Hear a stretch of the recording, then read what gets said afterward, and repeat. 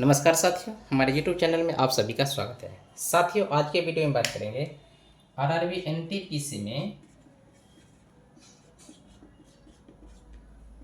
पूछा गया कुछ प्रश्न जो कई बार रिपीट होता जा रहा है और बार बार एग्जाम में पूछा जाता है। चलिए तो चलते हैं प्रश्न की ओर। क्या कहता है? दो संख्या है। क्या कहता है? दो संख्या का अनुपात 3:7 है तथा मौसा 18 है, तो उनका एलसीएम क्या होगा? चलिए इस प्रकार की संख्या को कैसे बनाते हैं सो देखिए। एक संख्या और ये हुआ दूसरा संख्या, इसका जो अनुपात है 3:7 है, ठीक है। और ये क्या दिया हुआ है? तो आप कहेगा एचसीएफ दिया है। एचसीएफ कितना है? तो आप कहेगा 18 है। ध्यान में रखिए, ये कौन सी संख्या है? तो दो विषम संख्या है। तो दो विषम संख्या का एचसीएफ हमेशा कितना होता है? 1 होता है। कितना होता है? 1 होता है। तो हम कह सकते हैं कि 1 का वैल्यू कितना है? 18 है। 1 का वैल्यू 18 है। अब सुनिए, जब 1 का वैल्यू 18 है तो क्या करना है आपको? क्या पूछ रहा है? एलसीएम पूछ रहा है। तो एलसीएम कितना होगा? सो देखिए, दो विषम संख्या का एलसीएम कितना होता है? दोनों संख्या का गुना होता है। 3 और 7 का एलसीएम क्या होगा? तो 21 होगा। तो जब एक के वैल्यू कितना है? 18 है, तो आप 21 का वैल्यू निकाल लीजिए। तो 21 को जब 18 से गुना करिएगा तो वह उसका एलसीएम निकल जाएगा। तो कितना हो जाएगा? जब 21 को 18 से गुना करिएगा तो आपको हो जाएगा 378। ठीक है। चलिए तो इसी प्रकार के फिर अगला प्रश्न को हम सॉल्व करते हैं जो बार बार रिपीट होता है। दूसरा प्रश्न फिर एलसीएम एचसीएफ से लिया गया है। क्या कहता है? दो संख्याओं का गुणनफल 6003 है, एलसीएम 69 है, तो एचसीएफ क्या होगा? एक फॉर्मूला याद रखिए, नंबर गुना नंबर बराबर होता है एलसीएम गुना एचसीएफ। ठीक है। तो नंबर गुना नंबर यानी कि संख्या का गुणनफल। तो संख्या का गुणनफल कितना है? तो आप कहिएगा 6003 है। एलसीएम कितना है? तो 69 है। एचसीएफ आपसे पूछ रहा है, जरूर पूछेगा। तो एचसीएफ कितना हो जाएगा? तो 6003 बटा में 69। ठीक है। जब आप इसे काटिएगा तो कितना से कट जाएगा? तो 87 से कट जाएगा। तो एचसीएफ कितना हो जाएगा? तो आपका एचसीएफ हो जाएगा 87 यानी कि 87। इसका सही आंसर होगा। चलिए तो फिर चलते हैं अगले प्रश्न पे। साथियों, अगला सवाल जो है क्या कहता है? पहली 15 प्राकृतिक संख्याओं का माध्य। तो पहली n प्राकृतिक संख्या का माध्य होता है n+1 बटा में 2। n कितना है? तो 15। 15 में 1 जोड़िए 16, 16 में 2 से भाग दीजिए यानी कि 8 इसका सही उत्तर होगा। चलिए तो फिर चलते हैं अगले प्रश्न पे। साथियों, अगला सवाल की बात करेंगे तो क्या है सो देखिए। कहता है 88 रुपये को 2:5:6:9 में विभाजित किया जाए तो उनके संबंधित अनुपात में होंगे। चलिए, कितना है? 2 है। उसके बाद कितना है?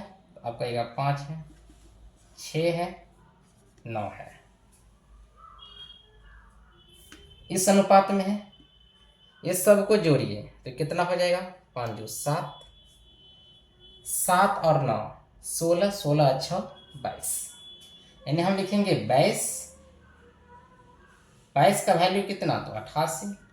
तो 1 का वैल्यू कितना हो जाएगा? तो आपका 22 चौक 88 यानी कि 4। जब 1 का वैल्यू 4 हो जाएगा, जब 1 का वैल्यू 4 हो जाएगा तो आपको करना क्या है? ये वैल्यू आप इसमें रख दीजिए। तो 2 का वैल्यू कितना हो जाएगा? तो आप कहेगा 8। 5 का कितना हो जाएगा? 20। 6 कितना होगा? 24। 9 चौक 36, यानी 8, 20, 24, 36, यही आपका सही उत्तर हुआ, जो ऑप्शन नंबर किस में है, ऑप्शन नंबर 3 में है। चलिए तो फिर चलते हैं अगले प्रश्न पे। अगला सवाल क्या कहता है, सरल कीजिए 3a + 2 3a + 2 into a + 4 a + 4 3a + 2 into a + 4 का वैल्यू पूछ रहा है।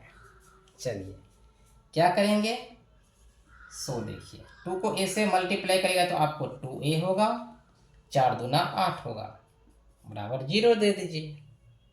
ठीक है, 3a और 2a 5a होगा, और ये इस पर जाएगा तो माइनस में 8 हो जाएगा,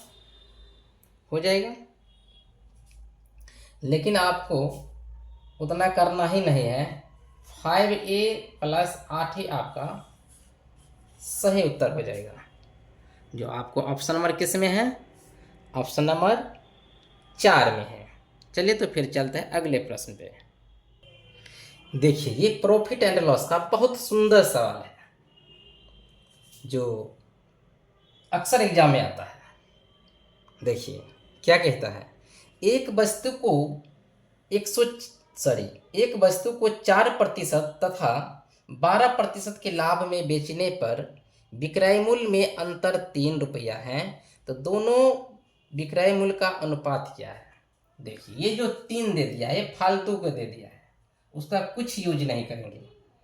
क्या करेंगे, सो देखिए किसी वस्तु को 4% लाभ पे बेचता है तो उसका विक्रय मूल्य जो होगा 104 होगा। अनुपात पूछ रहा है, अनुपात दीजिए। उसके बाद फिर कहता है 12% लाभ पे भी बेचता है, तो आप 112 लिखिए। कितना लिखेंगे, 112 लिखेंगे। चलिए कोई दिक्कत नहीं, आप इसे काटता है, काट दीजिए। देखिए काट के आपको क्या होगा, तो 52 से काटेंगे तो 52 दूना हो जाता है 104, और ये कितना होता है 56 दूना 112।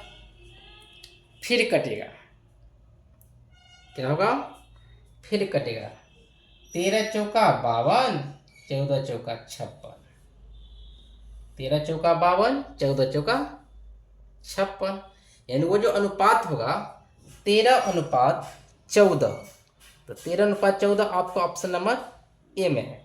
आप बताइए वो जो 3 दिया गया था उसका कोई यूज हुआ, कोई नहीं। इसलिए कहते हैं कि इसी प्रकार का क्वेश्चन स्टूडेंट को फंसाने के लिए आयोग क्या करता है, तो देता रहता है ताकि वो उलझ जाए, तो आपको उलझना नहीं है। चलिए तो फिर हम अगले प्रश्न पे बात करते हैं।